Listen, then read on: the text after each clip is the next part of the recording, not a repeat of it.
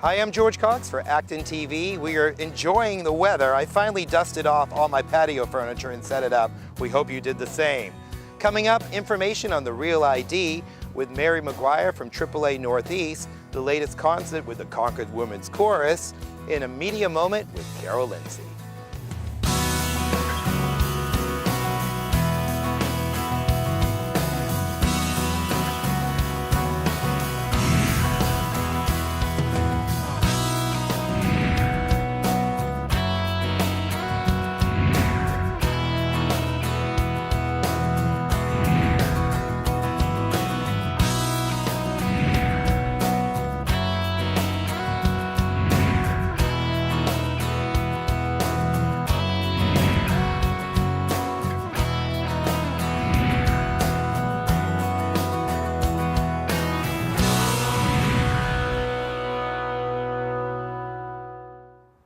You may remember Mary Maguire from Channel 10 in Providence, where she used to anchor the news. We're lucky to have her stop by, where she's now the spokesperson for AAA Northeast.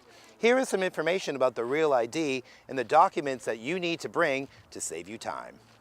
We'd like to welcome Mary Maguire, the spokesperson of AAA Northeast, to tell you all about their wonderful programs, and some you may not have heard of. So Mary, welcome to ActonTV. Hey George, thanks so much for having me. It's always great to see you and great to be here. You know, last time we talked, you were on Business Matters, and we talked about the motor vehicle registration, which makes it very convenient for people, like a one-stop shop now. How has that been going since we've talked? Well, it's been going great as far as the registry services. In fact, I'm proud to announce that we now have registry services in all 34 Massachusetts branches, and I include in that the Pioneer Valley Club, which is our sister club in the Springfield area. So they have 4 branches which are now live. Greenfield, Mass was the last one to go live with registry services, and then all 30 of our AAA Northeast branches have registry services. So we're talking about routine license and registration renewals.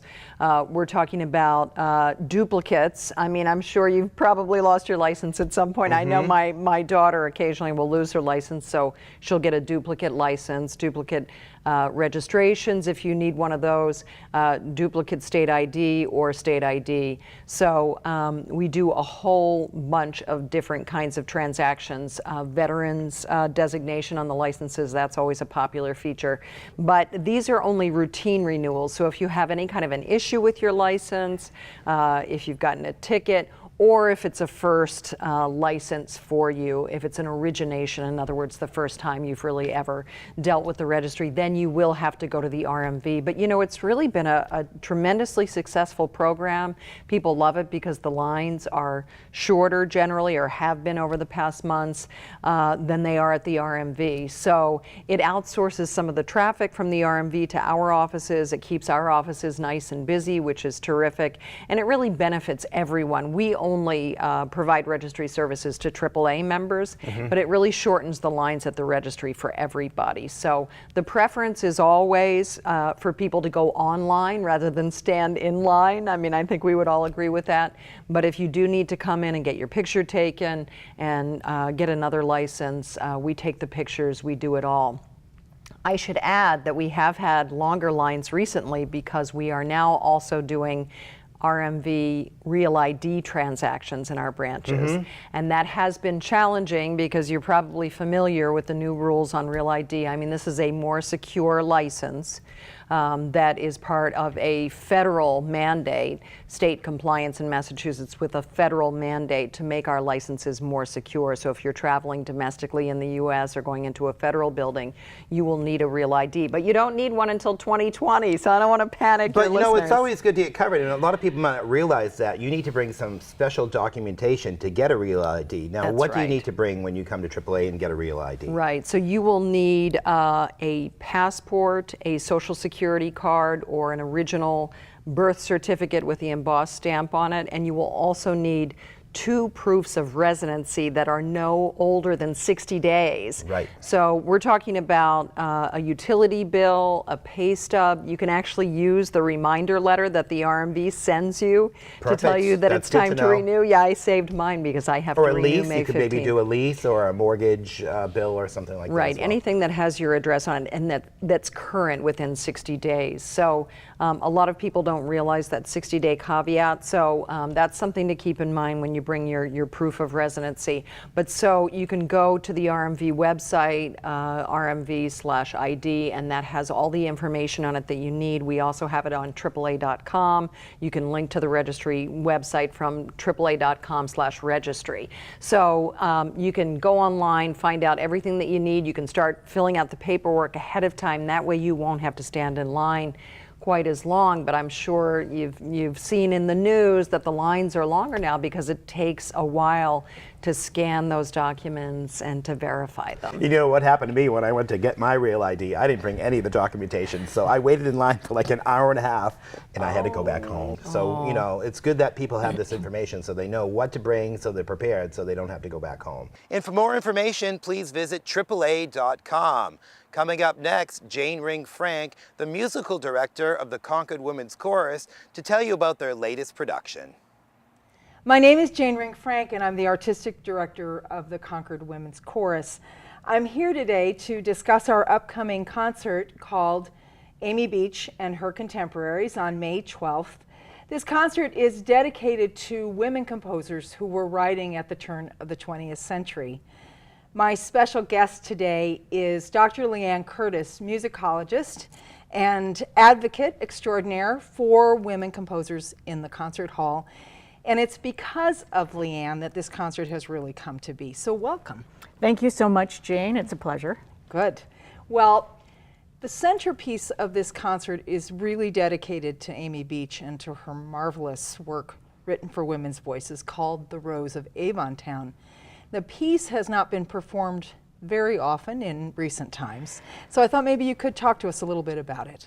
Yeah, I'm very, very excited to get to hear it because it really was one of her best known pieces in her lifetime and really a great success. I mean, it was such a notable New England figure. She was an incredible child prodigy, both as a composer and also as a pianist, and just really had a great following. She married a local Boston doctor, which put her into high society, but also curtailed her piano playing career.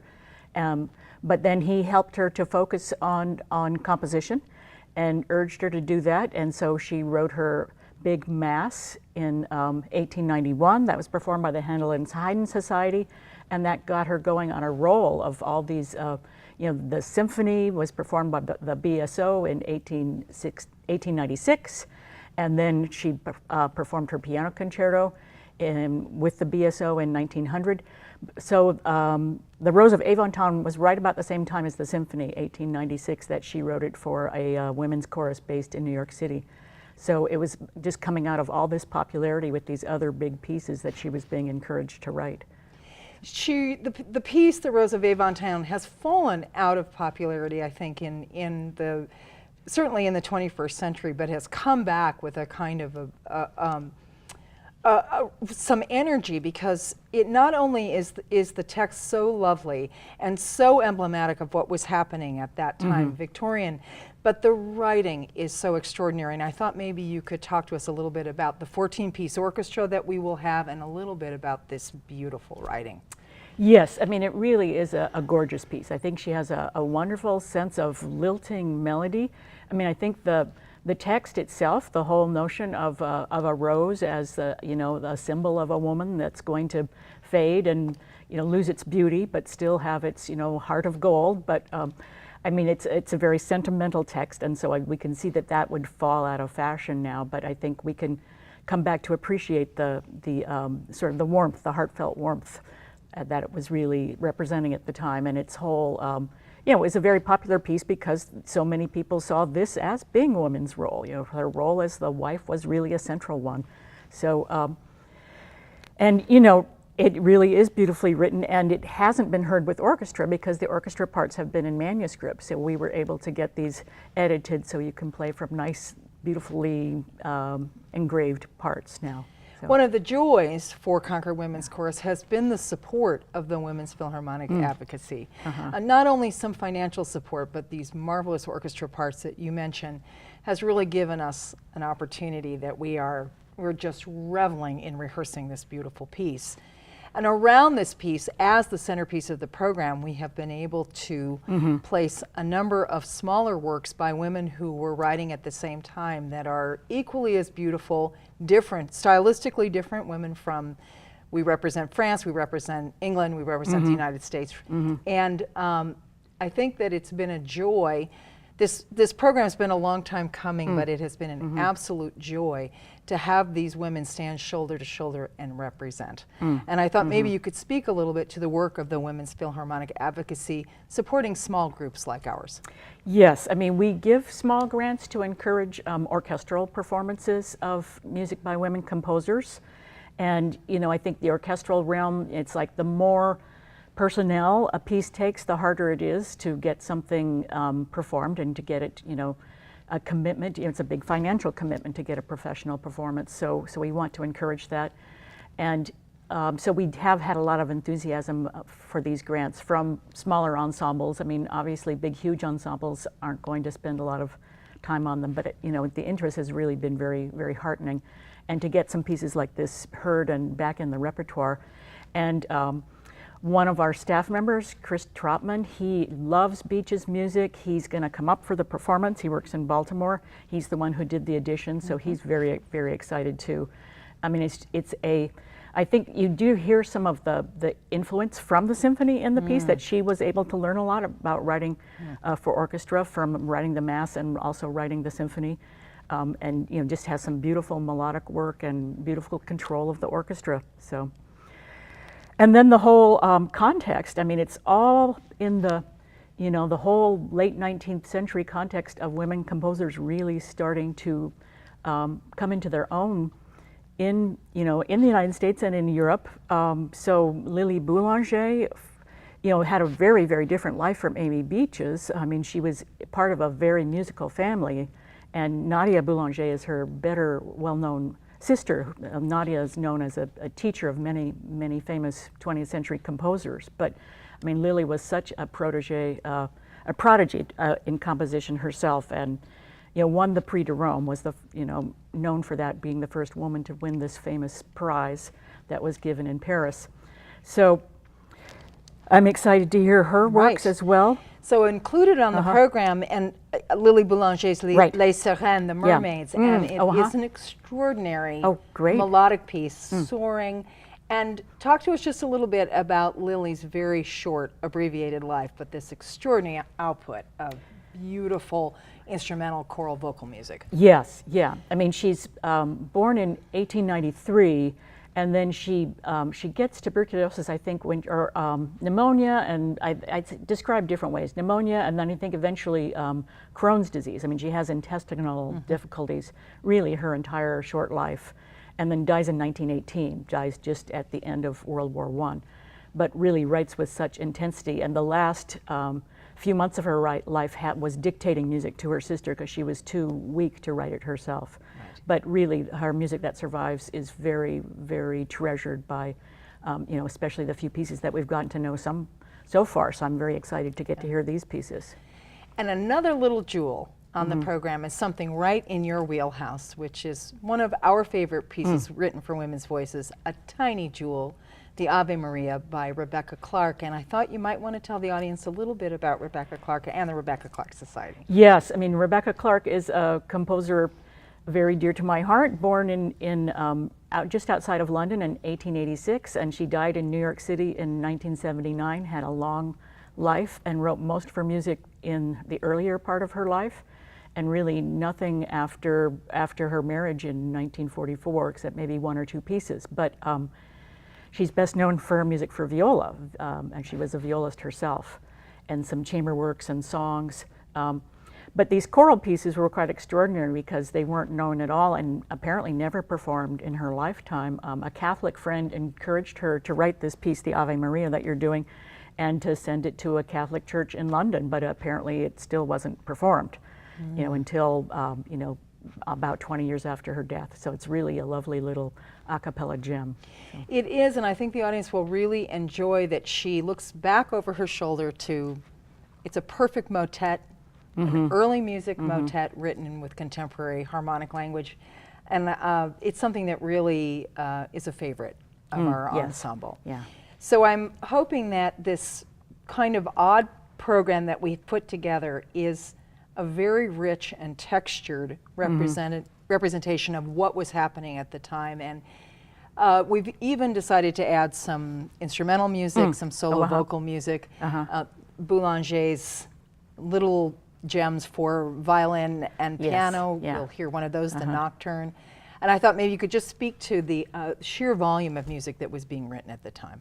Yes, I mean, really a lot of music, and you know, and some of it, it's, you know, like Rebecca Clark's music, a lot of it wasn't published in her lifetime, but you know, somebody like Amy Beach, most of her music was published. I mean, The Rose of Avontown in a piano vocal score, but it just sort of fell by the wayside. And I think we're more open now to a different, you know, range of styles. That we're, you know, we're postmodern. We can embrace all kinds of stylistic vocabulary and all kinds of, you know, of approaches to music and text. So we can, you know, appreciate it more. And it's really, really lovely and sweet. And someone like, well, you have Cecile Chaminade on the program as well, and she's maybe the oldest of all. She's born in 1857, but you know, was incredibly popular in her day, mostly for her piano music and songs, but then also all kinds of other music we don't get to hear. She wrote an opera that was very influenced by Bizet's Carmen, and you know, a lot of choral music that, you know, I'd love to hear some of that. So. Good. So we hope you'll join us on May 12th. We're very grateful to be here with Dr. Curtis. You'll get to hear her again at the concert, telling the audience about this marvelous music. And thank you to Talk of the Town. We hope to see you again. You might not know that we have 4 full-time employees and 1 part-time employee. Her name is Alyssa Keller, and she covers many of the meetings, and Carol had a chance to talk to her at the ActonTV studio.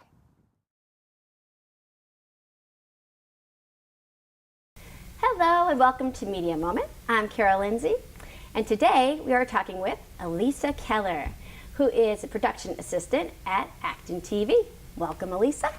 Thank you. Alyssa, you have the distinction of being the female employee, the only one of ActonTV, and I want to congratulate you on that. You produce consistently shows for ActonTV, and what are the shows that you produce?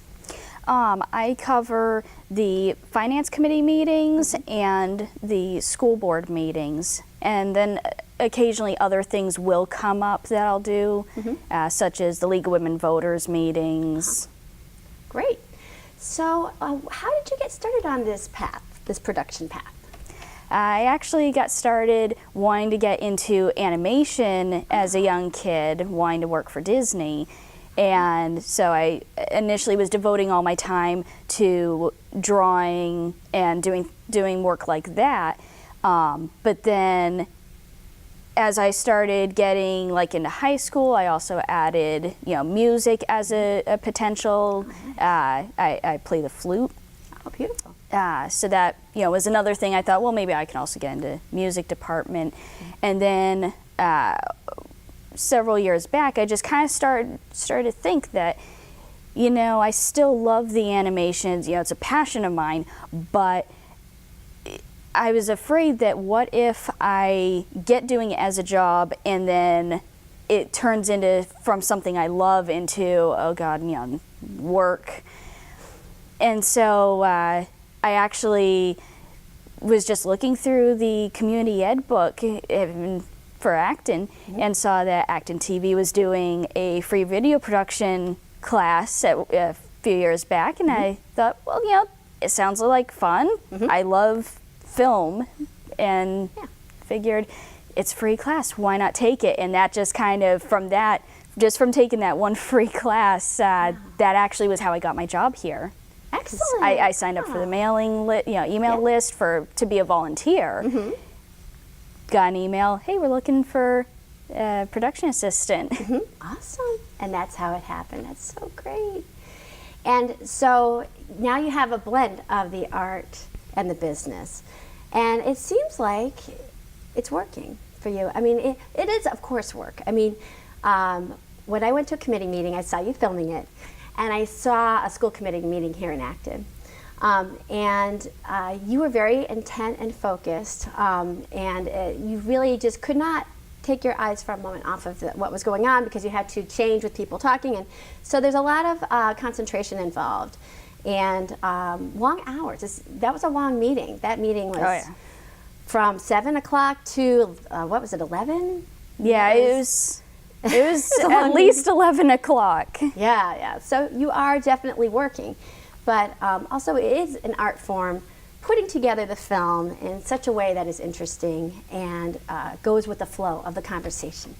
And there's time constraints. It has to be a certain amount of time in the show. So that's the tricky thing probably, is figuring out where to, because I'm learning this now too, where to say, well, maybe that's more important than this, and that's a really personal call on that. So yeah, that's an art form, definitely.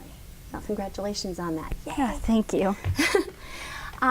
So how did you get started in production originally? Like, I know that you explained how you got started here at ActonTV. So what is the origin of your artistic talent? What do you like to do that kind of led into this love of animation and things like that? Just watching the Disney movies as a kid, it was something that, I'd watch them, and I just thought it was so amazing how, it's just a cartoon character. It's not real, but they do things so well that for that time that you're watching it, you can almost kind of forget that it's just a cartoon, right, and you can really get into it. And to be able to make it, especially for a kids, seem almost so real. Right. It was just something that I was amazed by the talent that goes into it. Well, there's a reason why Disney is timeless, right? Oh yeah. Disney is timeless because of the storylines and the animation, and also I do understand that you draw. Yes. You draw, and what are your favorite subjects to draw? Disney? Mostly Disney, but Disney? I do draw other cartoons from other studios as well, and I also occasionally will do portrait work. And actually the first thing I did with that, I didn't even get into that until I was in high school. My freshman year, I had done a portrait drawing of Orlando Bloom, and kind of held on to that for a little while, and then I actually entered it in a young artist contest, a competition that Really? my area was doing, and so I wound up only making it through the first 2 stages, because you had to get first prize to be able to make it to the next step, and I don't remember how many stages there were for it, but we started off, the small one. I wound up making it with that, and then it got sent off to the Capitol, and then I did place with that, but not high enough. So, but it was still, it was like, I was thrilled just to even make it that far. Absolutely. I mean, it's also a learning experience being a part of that, and you get to be around other artists and see their work, and being around other artists is extremely important for the growing process and seeing different subjects and techniques and things like that. Yeah, so that was a great some of the stuff Congratulations on making it that far. Oh, thank you. It's Some of the fabulous. stuff that some of the other kids were doing, was phenomenal as well. And I think everybody also, put a lot didn't of you work. just do a portrait of someone famous? Yes, I finished it last night, actually. That's so great. Who? Tom Hiddleston. Oh, Tom Hiddleston. Whew. So that was fun. That was that was inspiring and motivating. Great. So you've taken your artistic talent and you moved it into this production genre, and you're combining the worlds of art and business. Bravo. And you're a woman in the business, and also there have been some female interns coming in, and I've been very happy with that. I think that the best thing for all art is a balance. So if you have the male point of view and you have the female point of view, really, that is the best way to present all points of view and to represent really the feelings of humanity, which is really what you're doing with art. You're really representing the feelings of humanity and your form, whatever form it is that you pick. And the visual medium is so powerful, you know. Everybody loves watching videos on YouTube, you know. There's learning through visuals, you know, like instruction and everything. And Oh yeah. so the images are so powerful, you know. And so that brings us to public access TV in general. I mean, what do you think of public access TV? I mean, I think that it's come very far. So where do you think, with public access TV, where do you think is the next direction or the best purpose of it? Where do you see it going at all? Well, with the purpose of it, I think, you know, it is a very important thing because of the fact, you know, you do have, even though there are a lot of people that will go to the different things going on in town, whether it's a town meeting or, like you brought up, you know, different events, like we do things at some of the events at Narra Park, you know, we'll cover different things. And so obviously there are a lot of people that do go to those, but there are a lot of people that may not be able to, that, Very good point. you know, either, you know, because they are mostly kind of stay-at-home type, or they may be working that night. You know, there's all sorts of reasons. And so rather than somebody kind of having to feel pressured if there was something they really wanted to see, like, oh great, now I'm not going to be able to see this, you know, we are able to provide them with the tools to be able to still see it later on, either, you know, at home watching on TV, or where we have gone into posting online. So, you know, it just makes it a lot more accessible to people nowadays.